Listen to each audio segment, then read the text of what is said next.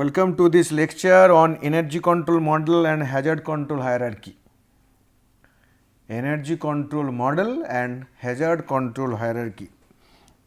So, hazard control hierarchy is known to you maybe because you might have heard of this, but energy control model I do not know that whether you know or do not know, but okay, we will combine the two and half an hour of time we will see that what is it and how it will help in our overall interest, that is prevention through design.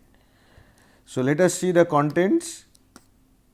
So, we will discuss energy control model, then followed by an example, and then hazard control hierarchy followed by two different examples. So, let me tell you the background here. Actually, what you want to do in safety engineering? In safety engineering, you have seen that there is hazard, and hazard ultimately leads to accident. So, that is basically potential risk and the realized risk. And as safety engineers, I told repeatedly that your job is to understand this path, and finally, you put barriers either in terms of prevention or in terms of mitigation, so that the path will be broken. If you put in terms of prevention, that is always better because it will not lead to the accident to happen. But there is the probabilistic view that everything is random, in some part will be random, not the totality.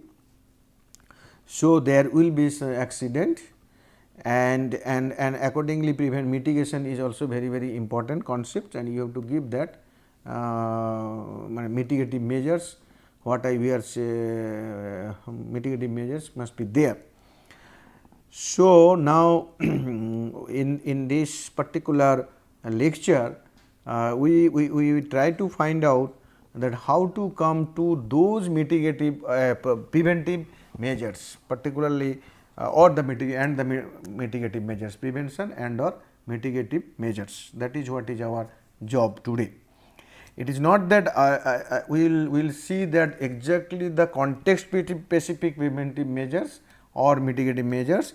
It is basically, we are basically trying to give you some ideas or some principles, so that once you know the total path from hazard to the accident and also to the ultimate accident scenarios. So, then what will happen? You will be able to put the barriers in terms of the hazard control, and there is a hierarchy of control.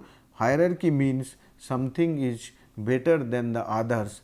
If you go through the hierarchy, you will find out that maybe the top one is the best and bottom one is the least effective in terms of prevention or mitigation, as such hazard control. Okay. So, this is the background. Now, let us see the hazard control energy control model. So, let us take one example, suppose a car. Now, if a car at the parking plot. So, it is not on, nothing. So, car at parking plot.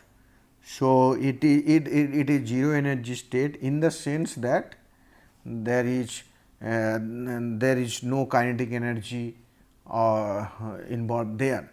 Only if you say potential energy with reference to mean sea level, that is a different part, but we are not going to that level of energy. So, here what we are saying that as it is not on, there is no engine running and there is no movement involved, this is our zero energy state. Like a machine is basically shut down condition. But if it is a pressurized storage vessel like ours, or what we have seen the pressure tank, where within the tank if completely discharged, then that is basically the zero energy state. So, if when you start that means switch on and then ultimately you start the car, so it basically start igniting fuel, and that means non-zero energy state started. this non-zero energy state can be under control so long you are suppose you are the driver, you are able to maintain the energy, in the sense the speed of the car within your level of driving competency, and obviously with reference to the road condition and other traffics. So, that is basically controlled energy. So, that will happen in the industrial situation also at a given system. So, it will be under control state. Now, let us say that you have increased the speed in such a manner that ultimately and there is a traffic coming, or maybe another car coming, or another bicycle coming from other side, and when you saw this one, that the cycle coming, at that time if you put the brake, then there is a possibility that you will not hit the cycle or the other car coming towards you, and you will control the speed, when you will be able to manage the safe distance. Then the recontrolled energy takes place, means braking ultimately control your speed and nothing happened. So, you are safe, that is the recontrol energy, but as the car is still moving, and it is basically non-zero energy state, going back to non-zero energy states. So, that means what happened even in the industry situation also, when plant under operation, so that basically it will be under normal operating condition. So long it is under normal operating condition, it is basically controlled energy. Now, what is uncontrolled energy? Basically, when you go beyond that, there is some deviation takes place beyond that is normal requirement. So, energy will be uncontrolled, and if by your protection configuration you are able to recontrol it, then ultimately what happen, it will be again under normal condition. So, that non-zero energy state, but under normal condition, that is recontrolled energy. Now, what it may so happen that, so while you are driving the car, you have seen the other part, counterpart, maybe at much later state. In that case, in order to save that particular person or the property, what you will do, you may take a different route, and in that case you what will happen, and then you may save this, but your intention was to go to a certain direction, that has not happened. But whatever happened, but you gone to a different direction, you lost your time. So, that means you have lost some of the energy, that is the dissipated energy, but this dissipation is controlled dissipation, because no accident has taken place. But the worst situation is that you have hit the cyclist. So, the cyclist will fall down, and if it is so worst condition that that person may die. So, in that case it is basically uncontrolled dissipation leading to damage. So, the dissipated energy can be controlled dissipation, can be uncontrolled dissipation. Under controlled dissipation there will be no damage, but ultimately depending on the situation, that means you may go to the non-zero energy state or the zero energy state. But when the uncontrolled dissipation has taken place, so ultimately damage has occurred, and you will ultimately go back to the zero energy state with a lot of damage. So, this is what is the nutshell the energy control model. So, that means when you have your plant, you please control the energy. The way you design your system from the controlling the energy point energy, then you know that what is the inherent safety or SS safety of the system that you have designed. So, that means there is normal intent, normal conditions. So, your system should operate under this condition. Even though there will be abnormality or uncontrolled energy, your system, there must be a system must be configured in such a manner that this uncontrolled energy can be recontrolled, and it will again operate under controlled energy state. But even then there may be situation when there will be some kind of dissipated energy, which we may say the some kind of deviations that ultimately realized, and then some energy is lost. So, that dissipated energy may ultimately controlled in such a manner that no damage takes place except the energy lost, or it will be completely uncontrolled and it will lead to a quite huge damage and which is totally undesirable. Okay. So, this is basically energy control model. Now, with reference to this energy control model, I want to show you one, that pressure tank system what we have discussed. So, yes, you can think in other explain this energy control model with reference to this example also, other way also, but okay, the way I am explaining it is quite meaningful and you will appreciate it also. That pumping start non-indoor energy states. So, tank within normal pressure condition, that is control energy. Now, uncontrolled energy means tank over pressure condition. You all know that when the over pressure condition will take place, we have discussed it several times. Then what happen under over pressure condition, opening of relief valve should happen and operator shutdown of the system, that is what is recommended here. So, what will happen under this situation, the energy will be recontrolled, but at the same time also when relief valve opens, some of the gases will go out. So, that means the control dissipation and recontrolled, again energy recontrol, this is possible by this protection configuration. So, again that non-injury energy state means so long it is working within the timer set time, that is under normal condition. So, what will happen that when this operator relief valve and operator shutdown, this will fail.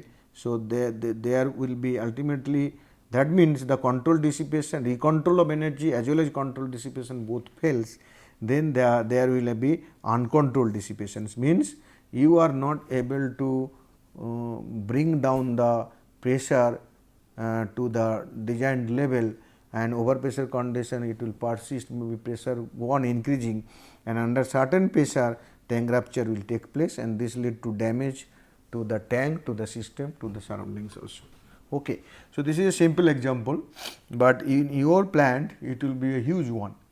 So, you have to understand this with reference to your plant or the system where you are working or for which you are going to design, if you are a student, okay, or you are an engineer. So, you will do it. Okay. So, with this concept we will now discuss the hazard control hierarchy. Let us see what is hazard control hierarchy. Hazard control hierarchy, this was proposed by Haddon W. Jr. in 1970. So, you may go through this paper, and he has given 9 that design principles. P1 is, so sometimes he says strategies or principle. P1 is avoid the hazard, P2 is limit the energy, P3 is substitute, P4 prevent build up of energy, P6 prevent release of hazard, P7 modify rate of release of hazard, P8 separate in time and space, P9 incorporate barriers, P1, 2, 3, 4, 5, 6, 7, so okay, P7, Pi8, P9. So, this is P5 and this is P6. So, incorporate barrier and modify qualities. This is in order of decreasing effectiveness. So, level of effectiveness is maximum here and minimum here. So, if you can avoid the hazard, so the resultant accident scenario from that hazard will never happen, because hazard is not there. So, that means if such thing is possible, you should do it. Okay. So, we will see one after another. So, these are the things basically adapted from Haddon Jr. We have done some kind, maybe some little amount of modification there, here and there, but more or less it is basically going as per the principles or the strategies given by Junior Haddon. So, we will explain now each of the principle. So, let us see that the principle. So, first is avoid hazard. What does it mean? When you are designing something, so you should not create the hazard. You are designing a new system, should not create the hazard, that is basically prevent the creation of hazard at the first place. What does it mean during design? So, some example: avoiding elevating person or objects, avoiding use of equipment, material, human activity that is possible source of hazard. This is a technology issue. So, if this is achieved, the system will not depart from the non-zero energy state, that is energy, we have linked with energy control model. This is the best of all design alternative as it will ensure no risk, however, this is seldom achievable. So, that means if this is achievable, that means you in the during the design you have committed the mistake, or you have not thought of that, or maybe during design that time this technology was not available. Then second one, reduce the amount of hazard brought into being, that is that I said that limit the energy. So, use minimum energy materials, handling smaller weight, smaller container, removing unneeded objects from overhead surfaces. Some examples given. So, what will happen if you can limit the energy? This principle represent non-zero energy state, however, aims to keep the energy at the smallest possible level.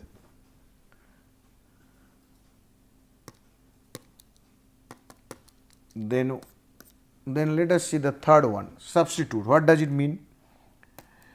Replacing a hazard with a lesser hazard in the system, using least hazardous material from the available ones. For example, suppose you are using nitrogen gas for some work, argon gas may do the same purpose. So, it is better to use argon other than nitrogen, because nitrogen is more hazardous and argon is inert gas. So, it is less hazardous. So, what will happen if you do this? Then this principle also represent the non-zero energy state, but again it tries to minimize the energy level. Then the fourth is prevent build up of energy, because the first three are, suppose first three not possible. Then you have to create a system in such a manner that the building up of energy like overpressure condition should not take place, like avoiding build up of high pressure, temperature, voltage, acceleration, potential energy, etc. Reducing operating speed, using regulators, governors, all those things, particularly for the pressure tank example. How do you prevent the build up of over pressure condition? So, you have seen that alarm, pressure gauge, operator, and then relief valve, operator, all those things, and timers, time set, all those things are there. These ultimately prevent build up of energy. So, this principle tries to maintain the energy in a control state as indicated in the energy model, although the energy in non-zero energy state.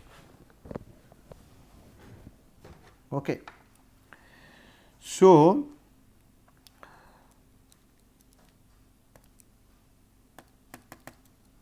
now come to the other one, prevent release of hazard that already exist. So, let me go back one after another. Avoid the hazard, most effective. Reduce the amount of hazard brought in to limit the energy. If you cannot avoid the hazard, go for limiting the energy. Then, if there is substitute available, it is better to use the less hazardous material. And then suppose first three fails, then you can go for build up of energy should not be there. So, even though you use less hazardous material, that may also lead to build up of energy. So, that means there are some, that means principle 3 also may be coupled with principle that 4 prevent build up energy that is needed. Now, come to the fifth principle or fifth strategy. So, we are saying it is principle, prevent release of hazard that already exist. So, designing containment vessels, structure and equipment with appropriate safety factor, providing fail-safe interlocks on equipment, installing railings on elevations, providing non-slip working surfaces, control movement of vehicles to avoid collisions. So, these are the few examples. So, you can add on it.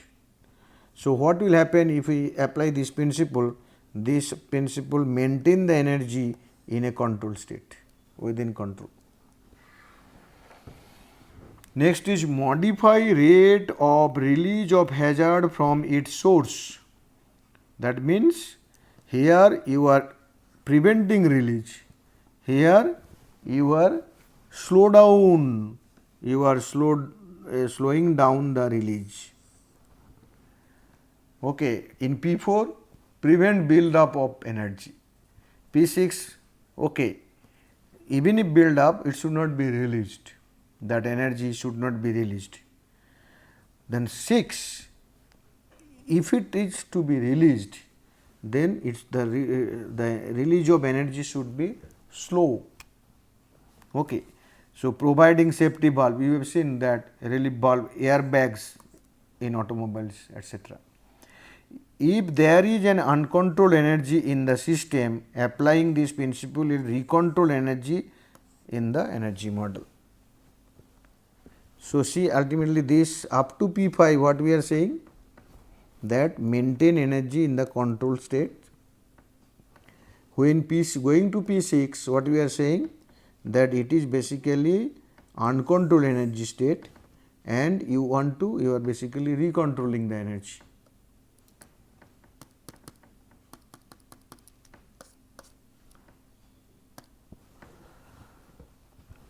After that, okay, you could not avoid the hazard, but from P2 to P6 it is not that P2 will be sufficient or P5 will be sufficient. You have to understand the layers, or how many layers required. Okay, after that what happened, after P6 what happened? So, it may so happen that whatever you do there will be the accident, but it will be in a much reduced scale, maybe once in a blue moon. Then even then you require to separate in time and space the hazard, that which is to be protected. So, spatial isolation of hazard, for example, installation of hazardous gas storage in remote center of the plant. This is spatial isolation. Even if something happen, it will not affect the people there. Then temporal isolation, one is spatial isolation, another one is temporal isolation. For example, firing explosive in mine's face after removing all person from the concerned area. Providing remote control operation, ensuring that access during operation and maintenance require minimum exposure of persons. So, this is basically separate the hazard from the target. If you can do this, then this is also a very good hazard control methodology. This principle tries to achieve controlled dissipation if the energy get dissipated after taking all possible care. Fine. So, spatial isolation, what will happen, even though the accident takes place, as the targets are not available, if I consider human is the target except the property which basically contain the hazard. So, actually they will be saved. So, after P7 separate the hazard and that which is to be protected by interposition of material barrier, incorporate barriers, guards, fences, shields, walls, safety nets, all those things. In fact, we most of us understand by safety this, okay, machine is not guarded properly. So, when working maybe on the scaffold there should be some kind of shield, or you may say okay, the particular location, the material where work is going on, work is going on, there will be barricades. So, railway line should be basically there should be railings. So, all those things. So, and protective equipment, most of the people understand that that sorry to tell that including so I can say most of us, not most of the people, most of us understand safety is this. But please understand, as per as hazard control hierarchy, its position is 8th position. So, that means you have not thought of P1 to P7 as a safety engineer or safety manager or a safety professional stakeholder for safety, you are thinking that this is my safety requirement. It is not correct. This is required, but previous 7 principles are more important than this. Having the other principle does not mean that you should not have 9th, that P8. It will be there because it is additional, it is the almost the last layer. And then P9, modify the basic relevant qualities of the hazard if possible. So, modify the qualities of the hazard that may cause damage or loss, modify shock concentrating surfaces, eliminate sharp corners, sharp edges, providing padding, cushioning, something like this. This principle also achieve control dissipation. So, if you see that there are 9 principles we have discussed so far. Now, P9 for P9 control dissipation, P8 control dissipation, P7 control dissipation,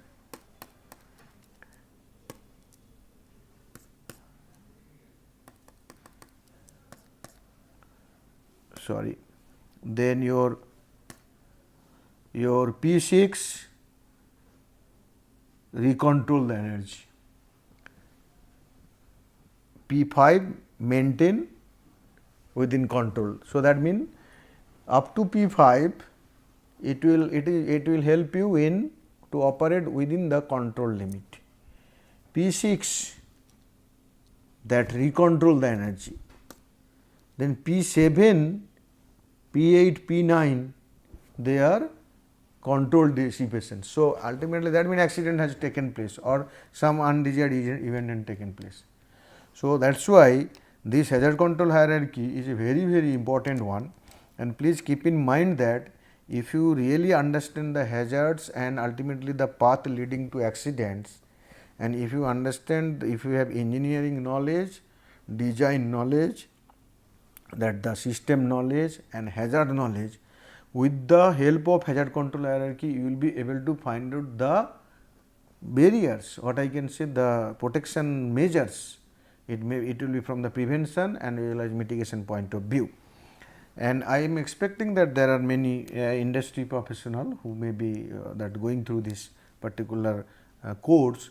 So, for you it is wonderful things to you must apply, and I hope that you all know these things, maybe not linking with energy control model, but this knowledge you have, now you refine it and then you do project and ultimately find out the design and redesign interventions using this model. In fact, in one lecture later I will show you how it is to be applied. So, with this I will show you 2 examples by 5 minutes of time that how the principles can be applied. For example, this is a pressurized storage vessel situated somewhere in the plant, and then we want to apply this principle that avoid the hazard. Suppose we are saying that toxic gas, what is basically stored here, this is the hazard. Now, the pressurized tank itself is also hazard, but we are basically considering one that gas, pressurized toxic gas storage. So, toxic gas if you do not use, then toxic gas related complications will not be there.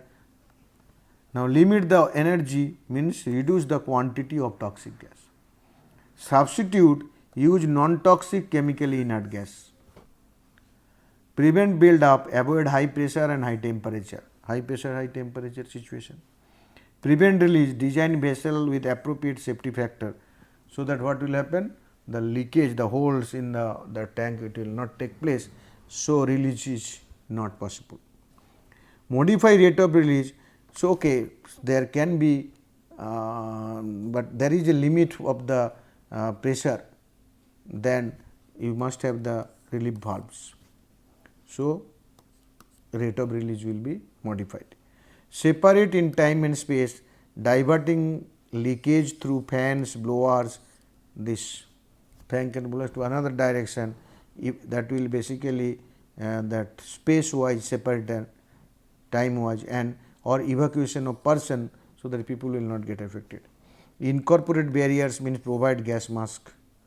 Modify qualities mean make gas less flammable, less toxic by mixing with other gases. So, okay, so mixing with other gases that may come, but here we are saying that entirely use the different one.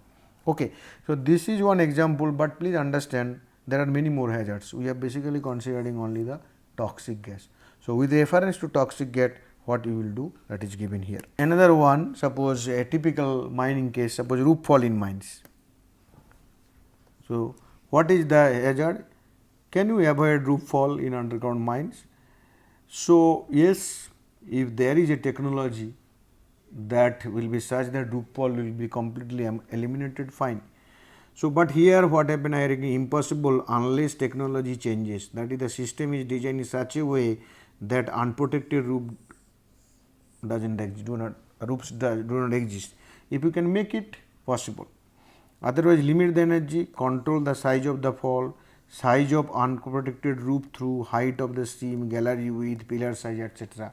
So, unprotected means if you do some kind of method, the change in method design, so that mean unprotected roof, it will be less in the area. So, what will happen, energy will be limited. Substitute, we do not know, because this is a natural hazard, is natural layer, it is impossible. Prevent built up redistribution of stress. So, you know, when you create a void, ultimately the stress will be distributed to the neighboring solid blocks, and if you change the dimensions, again the change in stress distribution. So, you may